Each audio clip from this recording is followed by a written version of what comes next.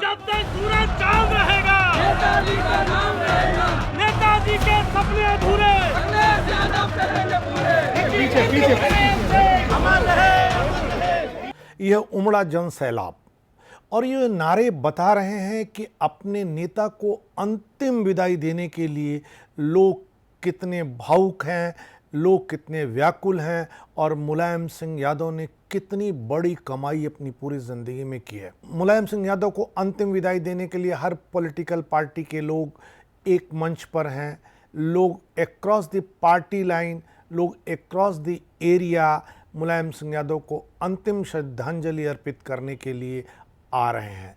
कल रात 12 बजे मैं वहाँ पहुँचा था तो वहाँ जो लोग थे, जिस तरह नारे लग रहे थे, जिस तरह लोग भावुक थे, वह बता रहा था कि मुलायम सिंह यादव ने उत्तर प्रदेश के कम से कम हर जमीन पर कोई न कोई झंडे गाड़े हैं। आज जिस तरह साउथ, नॉर्थ, ईस्ट, वेस्ट चारों तरफ के नेता और हर तरह की पॉलिटिकल पार्टी के लोग आ रहे हैं, उससे यह तो साबित होता ही है कि मुलायम सिंह यादव भले क्षेत्रीय पार्टी के नेता रहे हों, उत्तर प्रदेश के ही केवल मुख्यमंत्री रहे हों, सिर्फ एक बार देश के रक्षा मंत्री रहे हों, लेकिन वो पूरे देश में किसी परिचय के मोहताज नहीं है। मुलायम सिंह यादव उत्तर प्रदेश के 3 बार मुख्यमंत्री रहे, देश में 1 बार रक्षा मंत्री रहे। उन्होंने अपने बेटे अखिलेश यादव को भी मुख्यमंत्री बनाया। समाजवाद को वैचारिक धरातल से उतार करके व्यवहारिक धरातल पर लाने का बड़ा करिश्मा कर दिखाया। उत्तर प्रदेश की राजनीति में नेताजी के नाम से मशहूर मुलायम सिंह यादव अब हमारे बीच नहीं रहे। अब हमारे साथ उनकी यादें हैं, उनकी स्मृतियां हैं, उनके पूरे किए गए काम हैं। अखिलेश यादव जब पार्टी के राष्ट्रीय अध्यक्ष बने तब से मुलायम सिंह यादव पार्टी के राष्ट्रीय संरक्षक के रूप में अपना काम कर रहे थे। अगर निजी जीवन की बात की जाए तो मुलायम सिंह यादव का जन्म उत्तर प्रदेश के इटावा जिले के सैफई गांव में 22 नवंबर 1939 को हुआ। इनकी माता का नाम मूर्ति देवी और पिता का नाम सुघर सिंह यादव था, जो पेशे से किसान थे।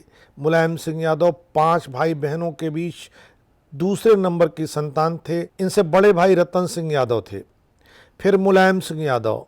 इनसे छोटे भाइयों में अभय राम सिंह यादव, शिवपाल सिंह यादव, राजपाल सिंह यादव का नाम आता है और इनकी बहन का नाम कमला देवी है। प्रोफेसर राम गोपाल यादव इनके चचेरे भाई हैं। मुलायम सिंह यादव ने युवा अवस्था में शिक्षक के तौर पर काम करना शुरू किया। निजी जीवन में मुलायम सिंह यादव जी का विवाह श्रीमती मालती यादव से हुआ, जिससे उनके एक पुत्र अखिलेश यादव हुए, जो उत्तर प्रदेश के मुख्यमंत्री रह चुके हैं।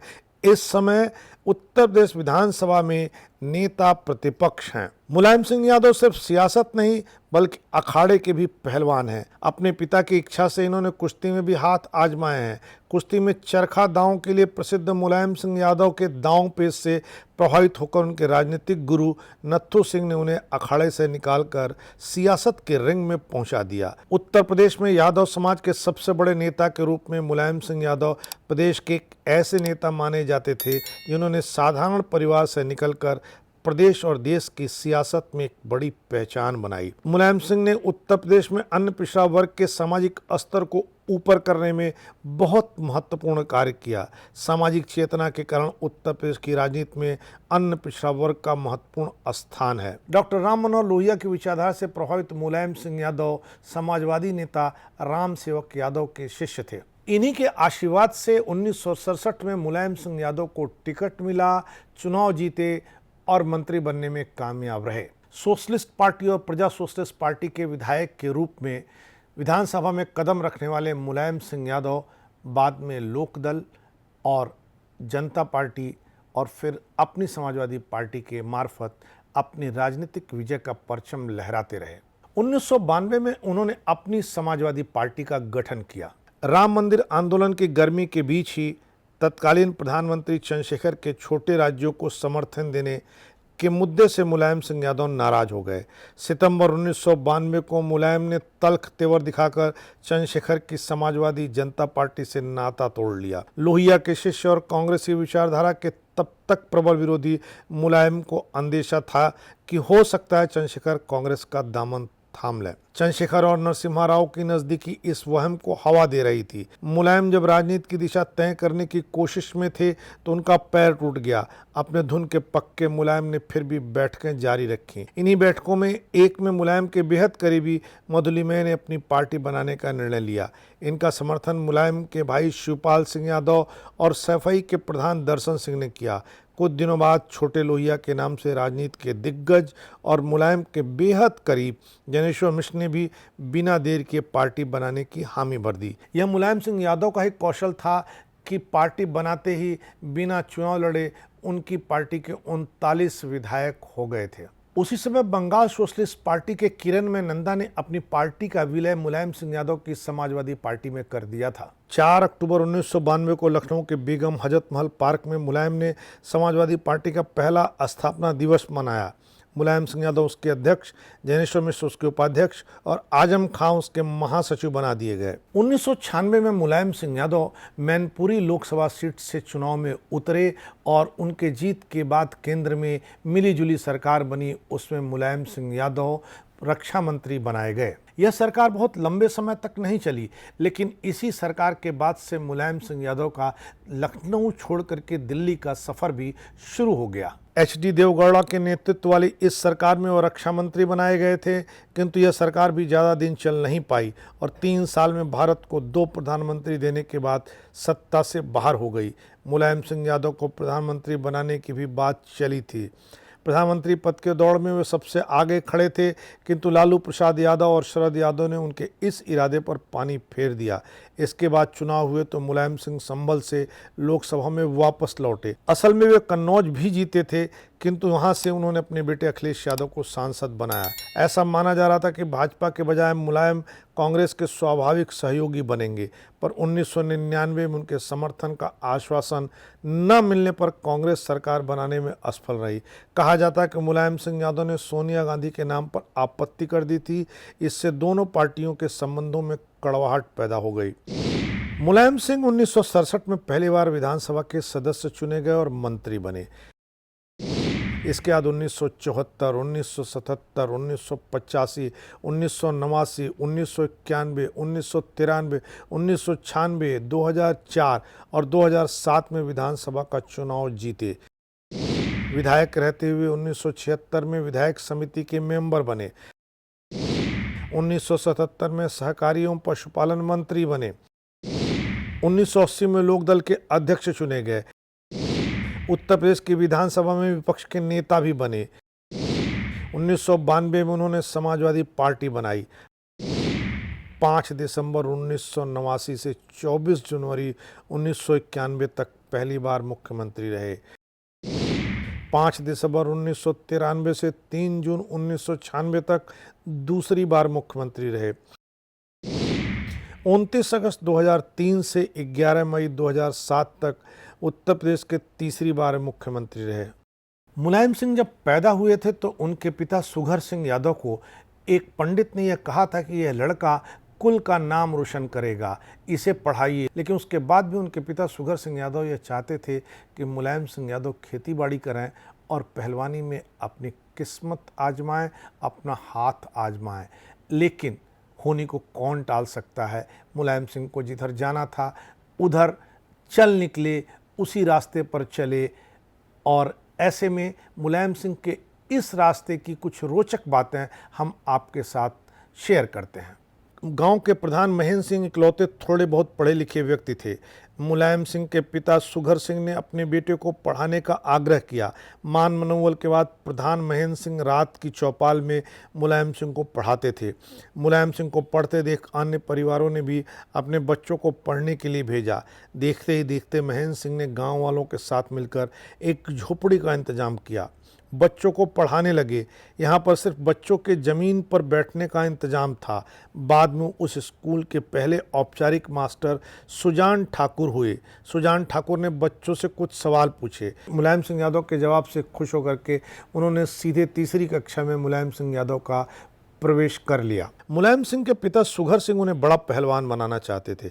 यही वजह थी कि उन्होंने पहलवानी भी सीखी और मुलायम का मनपसंद दांव था चरखा दांव। जब मुलायम सिंह यादव के नाम पर लड़े गए 2012 के उत्तर प्रदेश विधानसभा चुनाव में समाजवादी पार्टी को पूर्ण बहुमत मिला तो मुलायम ने फिर सबको चौंका दिया। अपने ज़्यादातर राजनीतिक फैसलों की तरह ही मुलायम सिंह यादव ने सत्ता अपने बेटे अखिलेश यादव को सौंप दी। मुलायम सिंह यादव के 75वें जन्मदिन पर उनके सबसे करीबी आजम खान ने अपने गृह शहर रामपुर में उनका जन्मदिन मनाया। आजम खान ने उनके जन्मदिन पर शानदार इंतजाम किए।